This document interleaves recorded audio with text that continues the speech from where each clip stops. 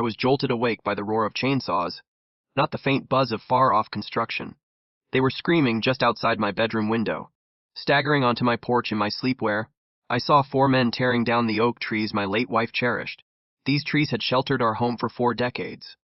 From her white Escalade, a woman was orchestrating the destruction. Constance Peaton, my HOA president, grinning with satisfaction. What she didn't realize was that those trees were firmly on my land. Her reckless act was about to unravel everything she possessed, sparking an investigation that exposed 3 years of fraud, embezzlement, and a massive property scheme unlike anything I'd ever witnessed. If your HOA demolished 50,000 worth of trees just to enhance someone else's lake view, what would you do? Share your thoughts in the comments, and let me know where you're tuning in from. That single misstep turned into a $1.4 million judgment that handed me control of her entire subdivision. 3 years ago, I believed I'd found my slice of heaven. I'm Garrett Blackwood, 52, a recently retired electrical engineer who just purchased my dream retirement home in Millbrook Estates, Ohio. It was a 1.2-acre corner lot adorned with 6 towering oak trees that had stood since the 1980s. My wife, Sarah, had passed away from cancer 6 months prior. Those trees were my solace, a verdant canopy where I sipped morning coffee, hearing her laughter in the rustling leaves. She adored trees, always saying they showed how beauty could thrive through life's storms.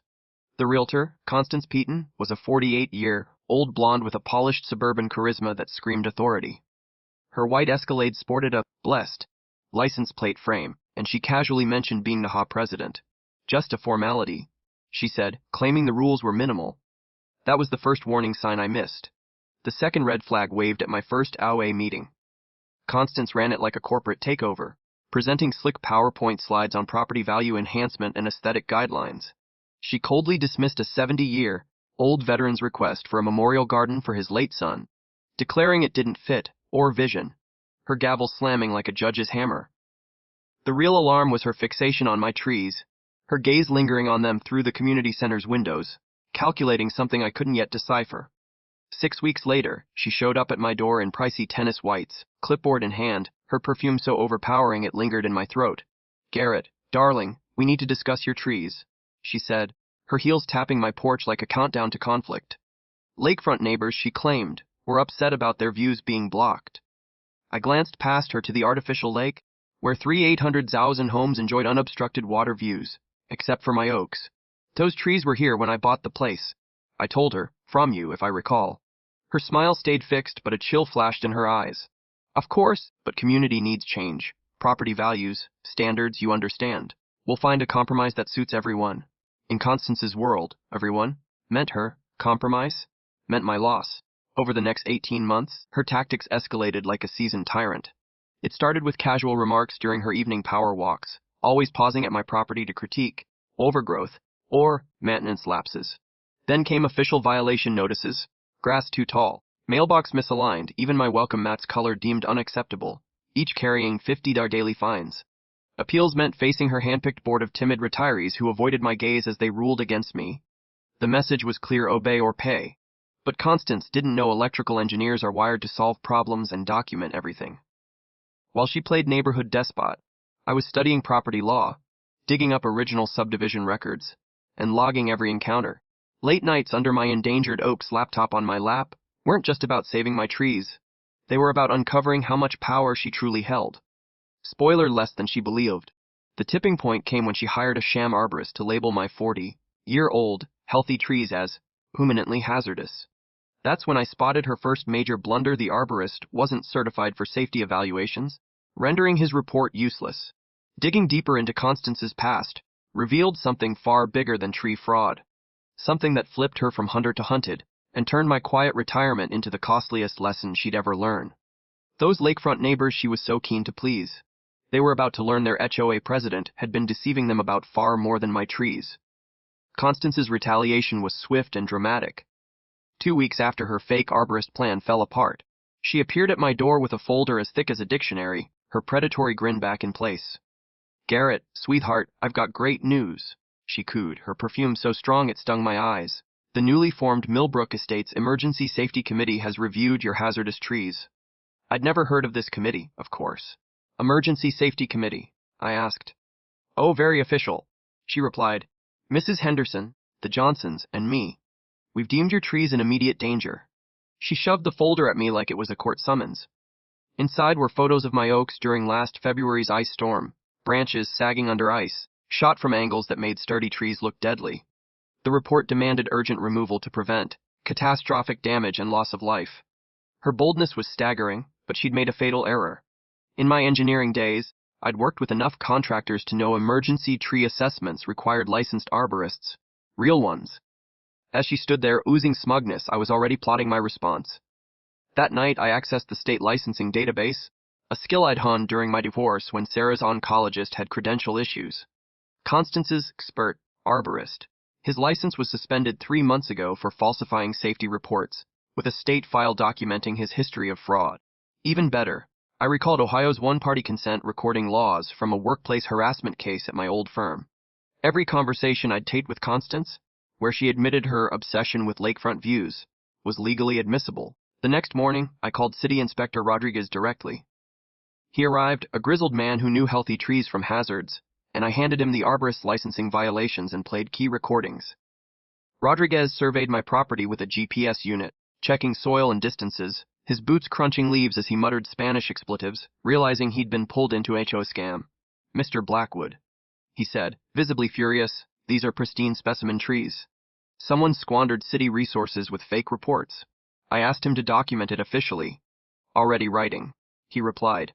"Complaint dismissed with prejudice, and tell your HOA president another fraudulent report could mean criminal charges." Now came the part Constance didn't see coming. I went all in. I filed complaints with the state licensing board, city inspector's office, and county prosecutor. But the game changer was verifying my property lines.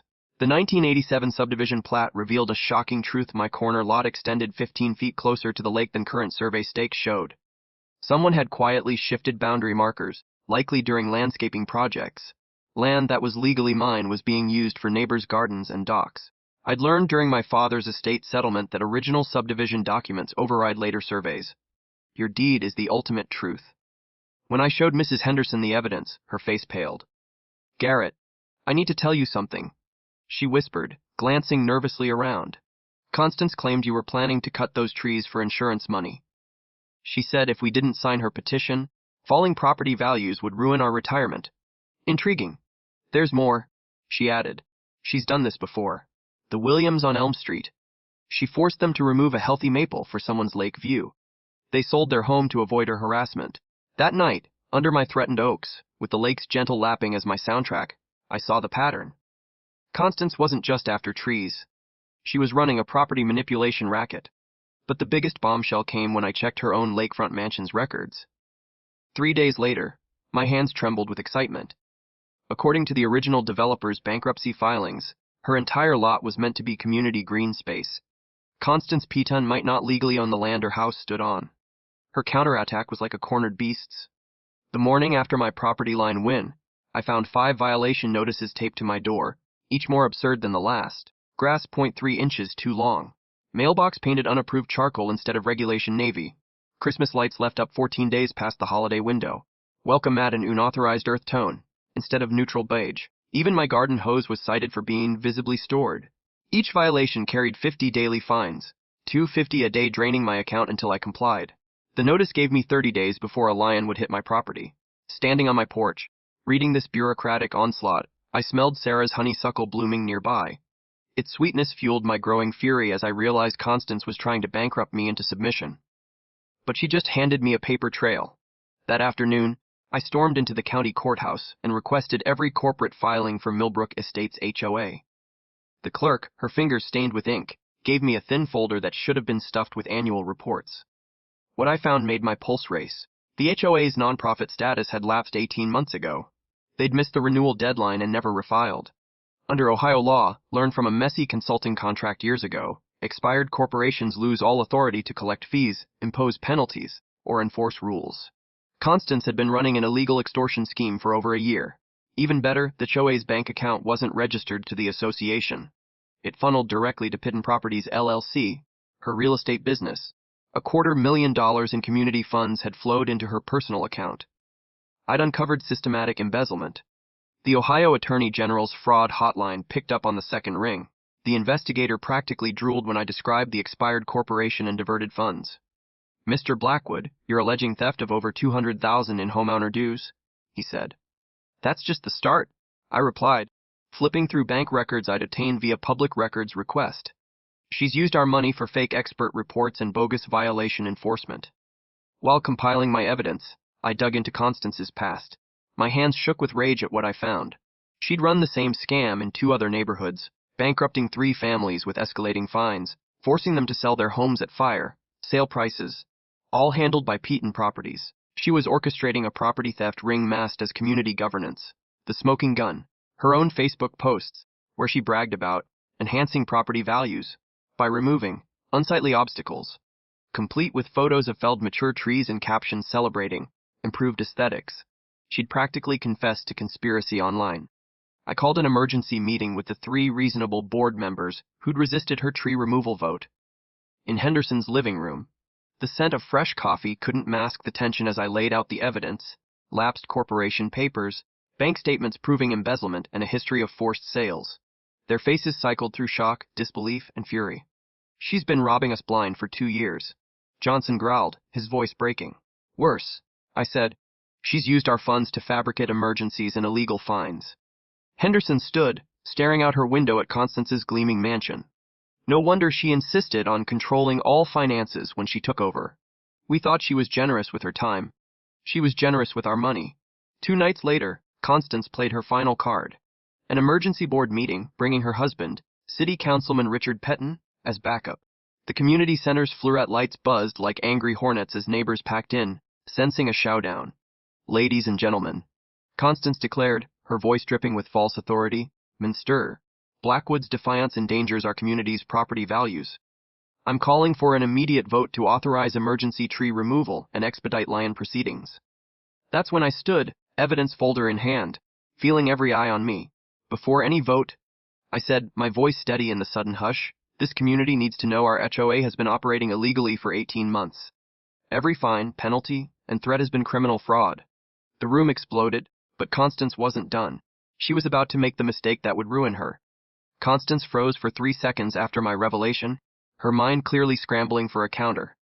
Then she did something unforgettable. She smiled, not her fake show a grin, but a cold, calculated smirk that said she'd planned for this.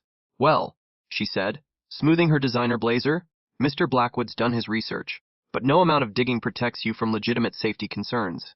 She pulled out her phone and made a call in front of everyone. Yes, this is Constance Peton.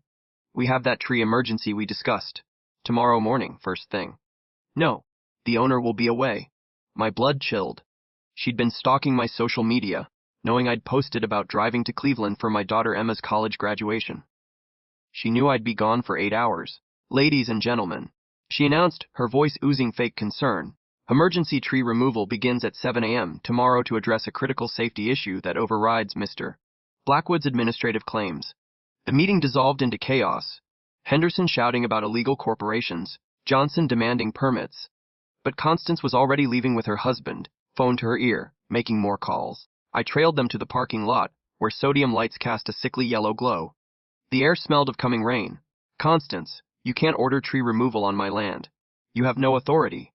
She turned, her eyes cold as frozen lake water. Watch me, she said, climbing into her Escalade. I barely slept.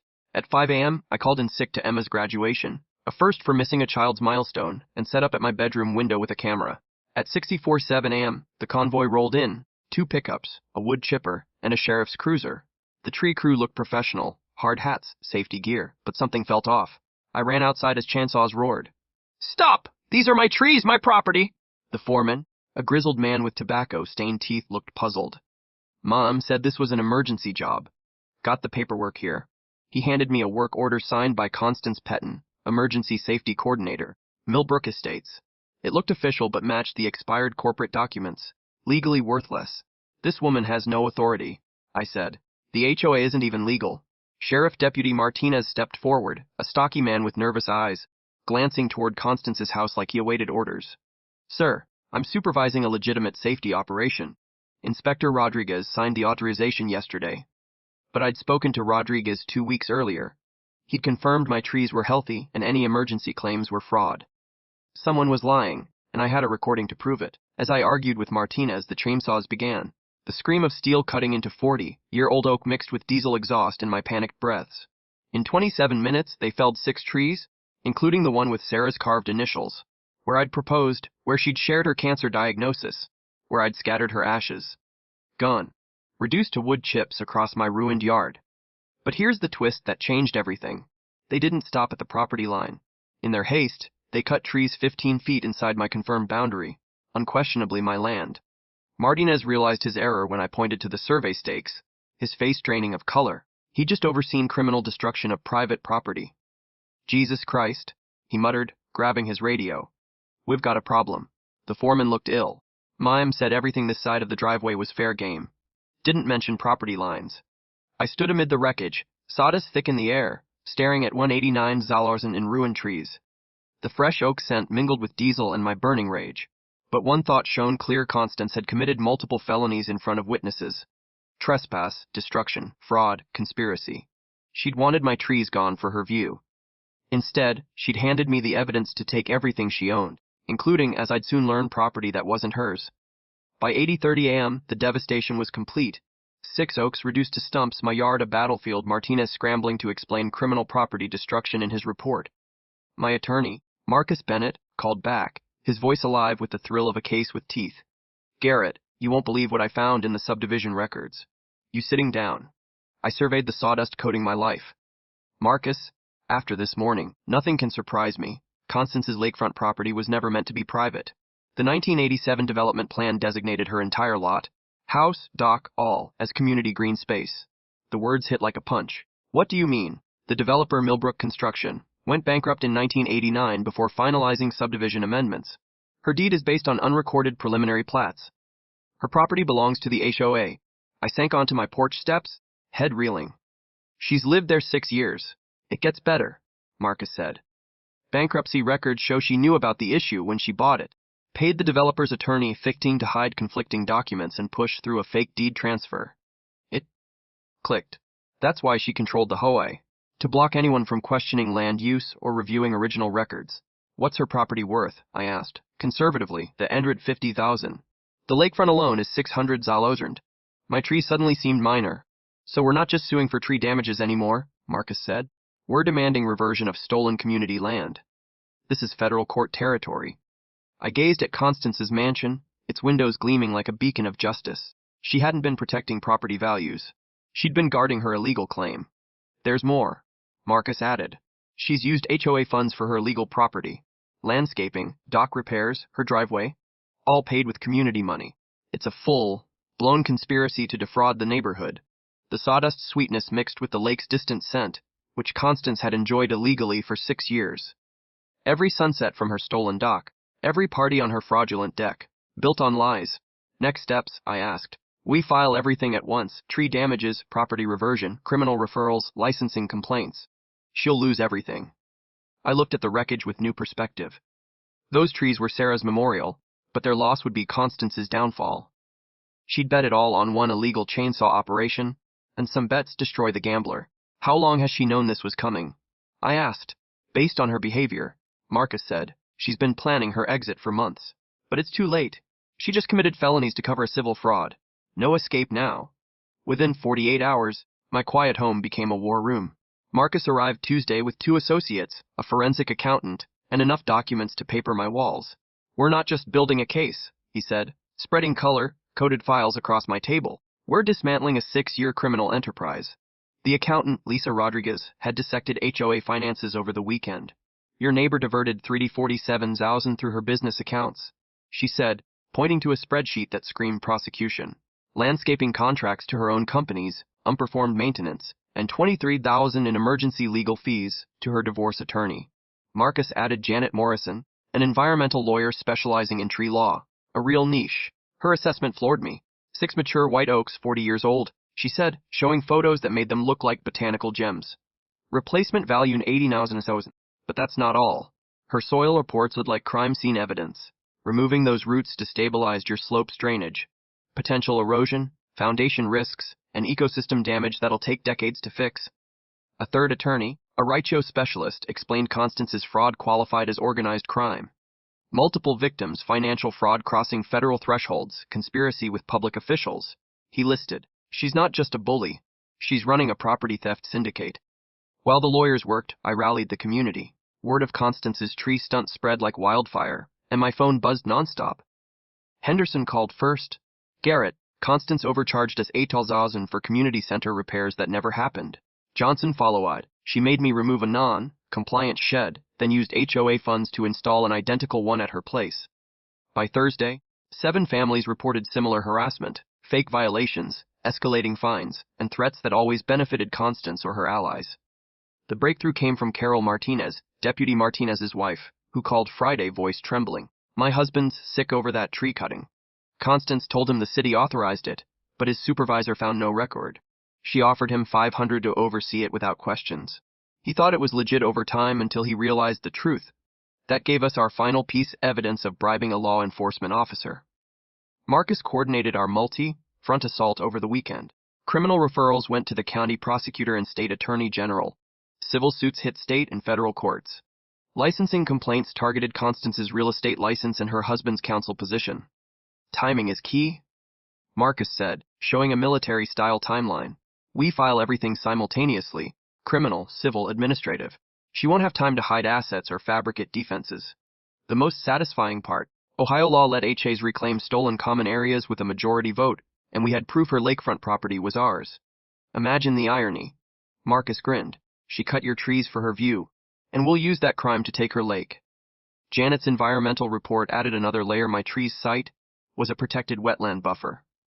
Their removal wasn't just property damage. It was a federal environmental crime, potentially adding $200,000 penalties. By Sunday, we had it all: criminal evidence, $1.4 million in civil damages, and proof of the county's biggest property fraud. The smell of coffee mixed with the thrill of justice as I reviewed our plan one last time.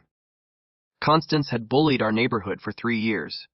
She was about to learn what happens when neighbors fight back with prose and relentless resolve. Her desperation showed the moment our filings hit the courts. Monday morning, I watched a moving truck pull up to her mansion.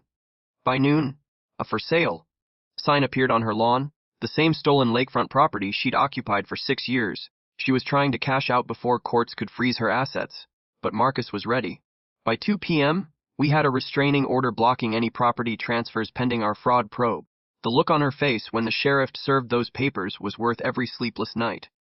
That evening, she made her first big mistake. Instead of staying quiet, she launched a social media offensive, posting on the neighborhood Facebook group, "I'm being targeted by a vengeful neighbor who rejects community standards. Mr. Blackwood's frivolous lawsuits dodge legitimate HOA fines." She included doctored photos of my unkempt yard. It backfired spectacularly. Neighbors flooded the post with their own Constance nightmares. The Hendersons shared $3,000 in fake fines. The Johnsons posted photos of landscaping they'd paid for twice, once via dues, again when Constance deemed the work substandard. By Wednesday, 17 families joined our class action suit. Constance's next move was criminal.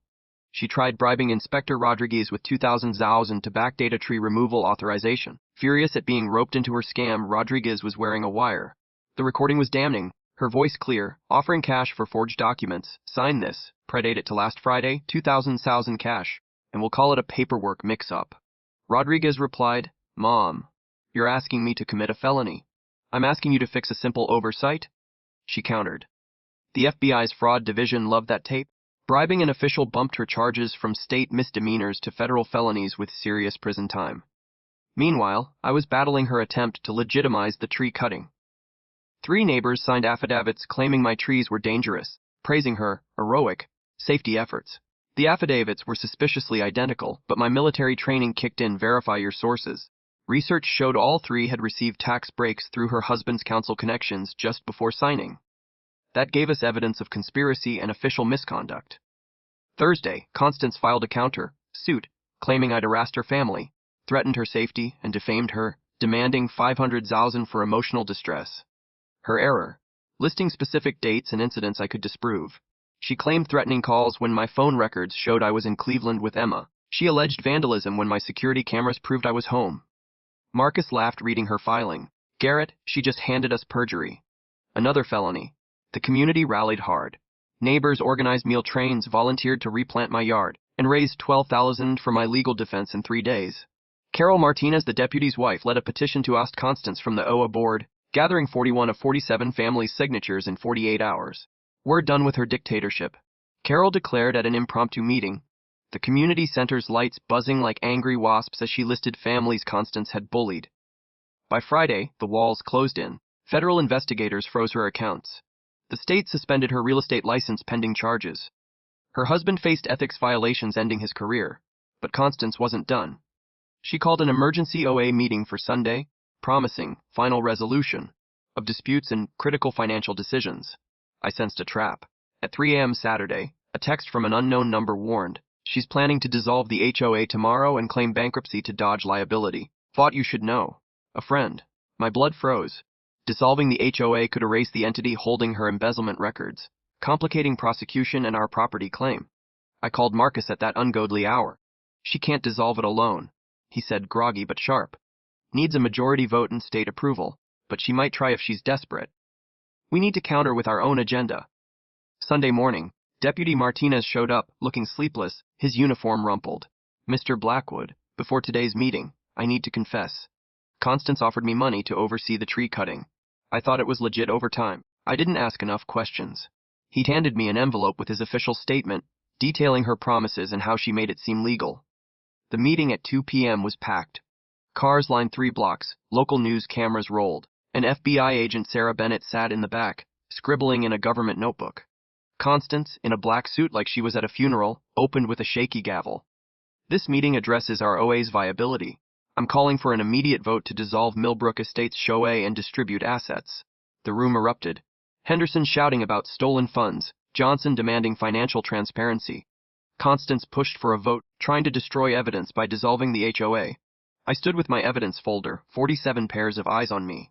Before any dissolution, I said, voice clear, this community deserves to know what they're dissolving. Our president has embezzled $347,000, bribed officials, and illegally occupied $800,000 in community property. She's not dissolving to help homeowners. She's hiding federal crimes. Constance shot up, face red. That's slander. I've devoted years to this community. Then explain why your mansion sits on community green space, I countered. Silence fell, broken only by Agent Bennett's pen and the fluorescent hum. That's a misunderstanding, she stammered. A misunderstanding that's enriched you by $150 and at our expense, I said.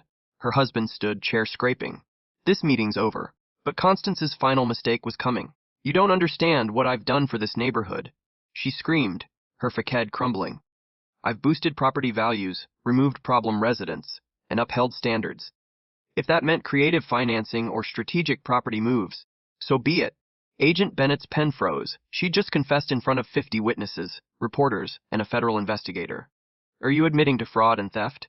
Marcus asked, sensing her defense collapse. Her attorney grabbed her, but 6 years of unchecked power made her believe confessing was justifying leadership. I did what was needed for community standards, even if ungrateful residents didn't see the bigger picture.